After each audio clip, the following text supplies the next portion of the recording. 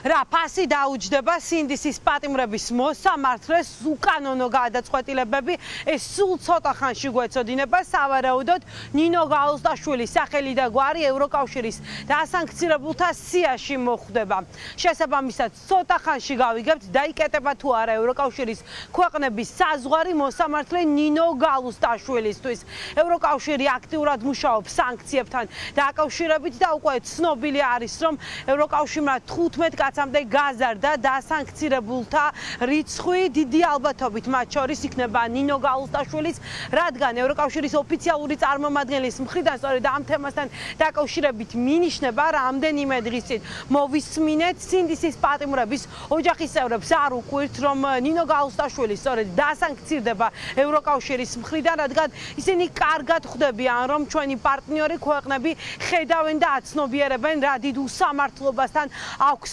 საქართველოში საქმე თავისუფლებისთვის მებრძოლებს. სხვათა შორის ნინო გაუზდაშვილი არის ის მოსამართლე, რომელმაც 21 წლის მათე დევიძე 4 წლით და 6 თვით გაუშვა ციხეში.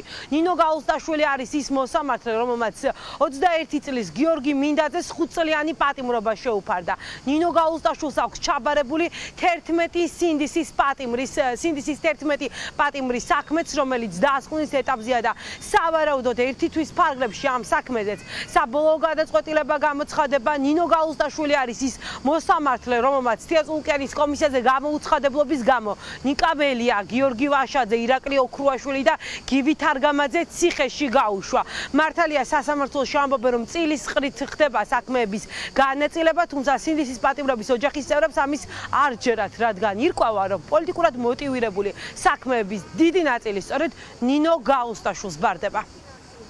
რა თქმა უნდა გაუზდაშვილი ემსახურობს პირველი ამ სანქციებს, იმიტომ რომ პირველი იყო მათ ეს საქმე, სადაც მას შეეძლო რომ ჯერ კიდევ იმედი მოეცა ჩვენთვის რომ რაღაც სამართალი არსებობს ამ ქვეყანაში, თუმცა ეგ ფაქტი არ დაუშვა და რა თქმა უნდა გაუზდაშვილი და სხვა დანარჩენებიც იმსახურებენ ისეთ სანქციებს, რომ საქართველოს საზღვრებს საერთოდ ვერ გასცდნენ და ფინანსურადაც ბარათები თუ ანუ რაც აქვს ყველაფერი დაეყადაოთ. 21 წლის ბიჭს ედავებოდნენ სამი პოლიციელის ცემას მართლა მეცინება უბრალოდ და კადრებში არ ჩანს რეალურად ცემის ფაქტი, რა თქმა უნდა, უბრალოდ იქნევს რაღაც ჯოხის მაგვარს თავდაცვის მიზნით, თუმცა მიაწერეს თავდასხმას, რაც არის არასწორი და ამის გამო სათანადოდ უნდა დაისაჯოს როგორც გაუზდაშვილი, ისე მათი საქმეში არსებული სხვა პირები, რომლებმაც ამ ფარსში მიიღეს მონაწილეობა. დაბადების დღეს რომ მომიძღვნა ეს საჩუქარი და სული გამიმწარა, 5 წლიანი პატიმრობა რომ მიუსაჯა, ალბათ ეს დღე ცხოვრებაში არ დამავიწყდება და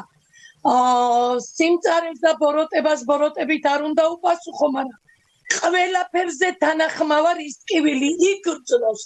იმ დღეს რა ტკივილიც იყო ჩემ ტანში, ჩემს სხეულში, ჩემს სულში და დღესაც როგორი მწარე ზოლი მაქვს სულში. თუ ყველანაირად შევიწროვდებიან, ალბათ ძალიან გამიხარდება. უნდა აღინიშნოს ის ფაქტი, რომ 15 ივლისს ევროპულ საბჭოში განიხილება საქართველოს საკითხი და უკვე ცნობილი არის, რომ იმსჯელებენ სანქციებთან დაკავშირებითაც უნდა აღინიშნოს ის ფაქტი, რომ კაია კალასმა რამდენიმე დღის წინ მოუწოდა 27-ვე ქვეყანას, რომ მოქმედებაზე გადავიდნენ. უკვე ცნობილი არის, რომ ევროკავშირმა 15 კაცამდე გაზარდა სავარაუდოდ დასანქცირებულთა რიცხვი. ეს არიან ადამიანები, რომლებიც საქართველოში ადამიანის უფლებებს არღვევენ ფუნდამენტურად და უკვე ცნობილია, რომ დასანქცირებულთა რიცხვში იქნებიან ამ სიაში მოსამართლეებიც. გაკეთდა მინიშნებები, რომ ერთ-ერთი ასეთი მოსამართლე სწორედ ნინო გაუზდაშვილი იქნება.